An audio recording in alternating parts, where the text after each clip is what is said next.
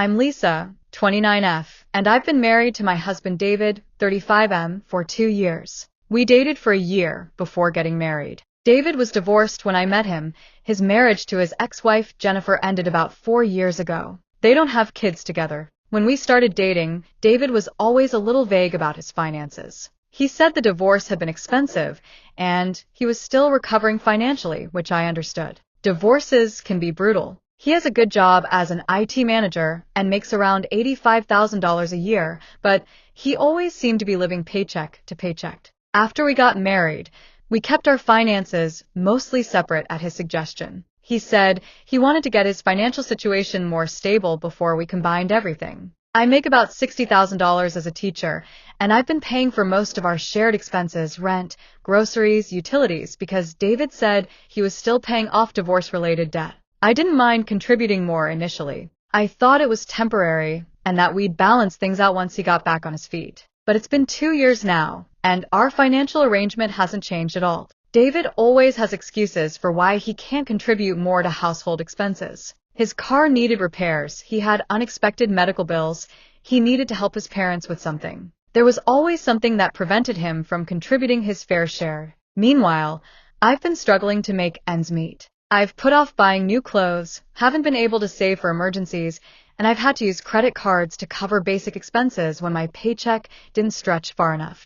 A few months ago, I started bringing up the idea of combining our finances, or at least having more transparency about where our money was going. I suggested we create a joint budget so we could work together towards shared goals like buying a house or taking a vacation. David always deflected these conversations. He'd say he wasn't ready yet, or that he needed to get some things sorted out first, or that we didn't need to rush into combining finances. He made me feel like I was being pushy for even bringing it up. Last month, I finally put my foot down. I told David that I needed us to be more transparent about money because I was struggling financially and it wasn't fair for me to carry most of the household expenses while he kept his finances completely private. He promised we'd sit down and go through everything together, but he kept finding reasons to postpone the conversation. Next weekend, or after this work project is done, or once he got his paperwork organized. Today, I was doing laundry and I found a bank statement in David's jeans pocket. I wasn't snooping, it was just folded up with some receipts,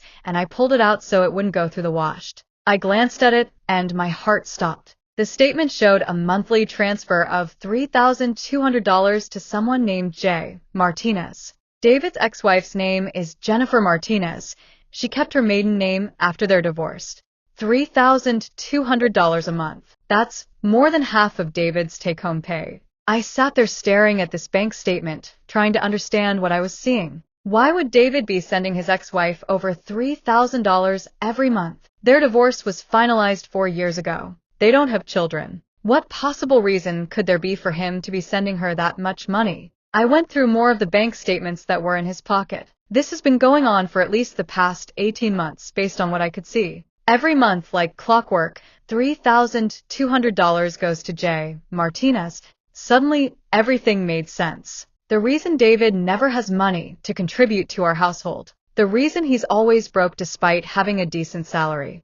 The reason he's been so secretive about his finances. He's been supporting his ex-wife this entire time while I've been struggling to pay for our life together. I feel sick. I feel betrayed. I feel like an idiot for believing his excuses about being financially stretched. But I also feel confused. Why would he be doing this? Is this some kind of unofficial alimony arrangement? Did something happen that he hasn't told me about? Is he being blackmailed? Is he still in love with her? The worst part is that I've been enabling this by covering all our shared expenses. If I wasn't paying for rent, groceries, and utilities, David wouldn't have been able to afford to send Jennifer $3,200 a month. I've essentially been subsidizing his payments to his ex-wife without knowing it. I've been sitting in this parking lot for 2 hours trying to figure out how to confront him about this. Part of me wants to give him a chance to explain, because maybe there's some reasonable explanation I'm not thinking of. But another part of me is furious that he's been lying to me for our entire marriage.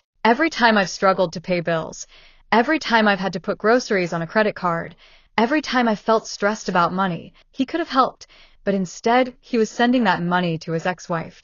And he's been watching me stress about our finances while knowing exactly where his money was going. That feels incredibly cruel. I don't know how to bring this up without it turning into a huge fight, but I also don't know how I can pretend I didn't see those bank statements. Is there any legitimate reason why someone would send their ex-wife $3,200 a month for years after their divorce? Am I missing something obvious? And how do I even begin to have this conversation with David? I feel like our entire marriage has been built on a lie. Edit. People are asking about alimony. David told me there was no alimony arrangement in their divorce. He said they had a clean break with no ongoing financial obligations to each other. Edit 2. Yes, I realize I should have insisted on financial transparency earlier. I trusted him when he said he needed time to get his finances in order after the divorce. I see now how naive that was. Update, 2 days later. Thank you to everyone who responded to my original post. I took a lot of your advice to heart and decided I needed to confront David directly about what I found. I went home that night and waited for David to get back from work. I had the bank statements laid out on the kitchen table when he walked in. His face went completely white when he saw the bank statements. He knew immediately that I'd found out about the payments to Jennifer. David sat down heavily and put his head in his hands. He was quiet for a long time, and I thought he might try to deny it or make up some excuse. Finally, he told me that Jennifer is sick. She has multiple sclerosis and was diagnosed about a year before their divorce was finalized. The diagnosis was actually part of what led to their divorce, not because he didn't want to deal with her illness, but because the stress of her diagnosis made them both realize they weren't happy in their marriage and were staying together out of habit rather than loved. I asked him why he hadn't told me this, and he said he knew I wouldn't understand. He was afraid I'd react badly to finding out he was supporting his ex-wife. David explained that when their divorce was being finalized, Jennifer's condition was getting worse. She was having to miss more work due to fatigue and mobility issues, and her medical expenses were mounting. The divorce settlement gave her half their assets, but it wasn't enough to cover her ongoing medical needs and reduced income. Jennifer doesn't have family to rely on.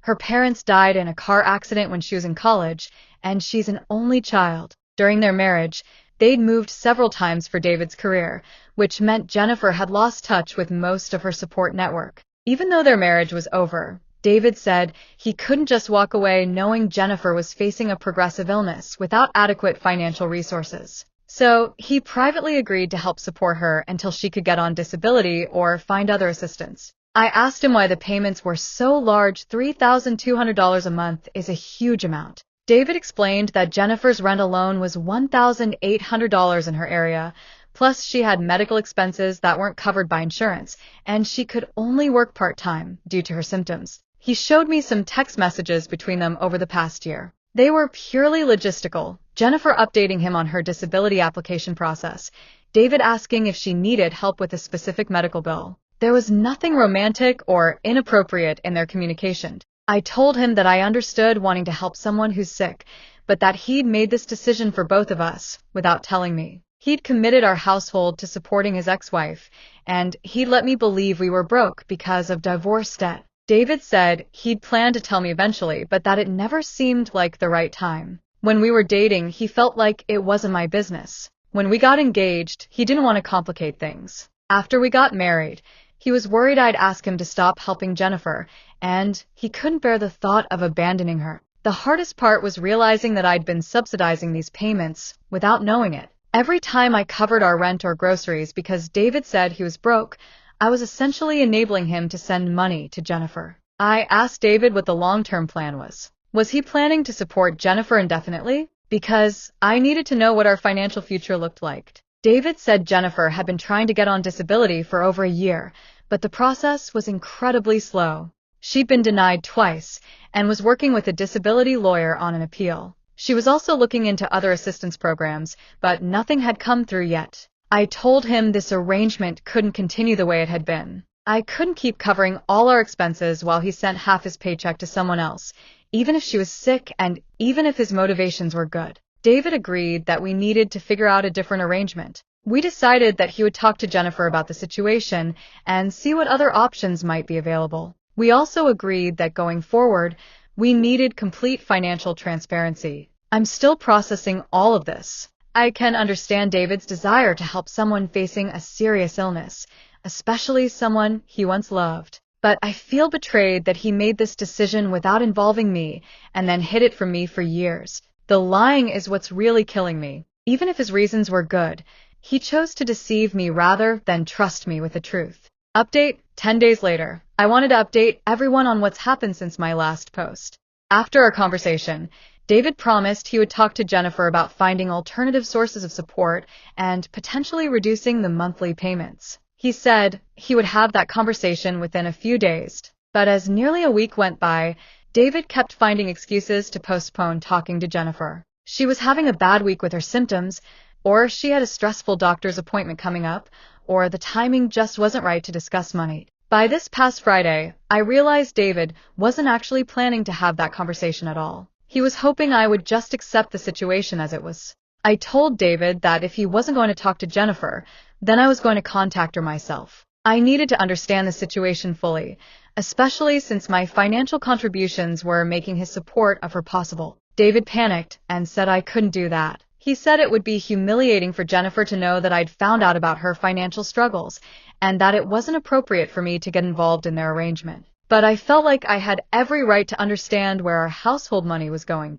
On Saturday, I found Jennifer's phone number and called her. When I introduced myself as David's wife, there was a long pause. Then Jennifer said she'd been wondering when I would reach out. She asked if we could meet in person rather than discuss things over the phone, and we arranged to meet at a coffee shop that afternoon. Jennifer arrived using a walker, and I could see that her condition was quite serious. But she was articulate and seemed genuinely relieved to finally be talking to me about the situation. The first thing Jennifer told me was that she'd been asking David for months whether I knew about the financial arrangement. She said she'd been uncomfortable with the secrecy and had repeatedly suggested that David should tell me what was going on. Jennifer said that when David told her he was getting remarried, she'd assumed the financial support would end or at least be significantly reduced. She was surprised when David insisted on continuing the full monthly payments even after our wedding. Then Jennifer told me something that completely changed my understanding of the situation.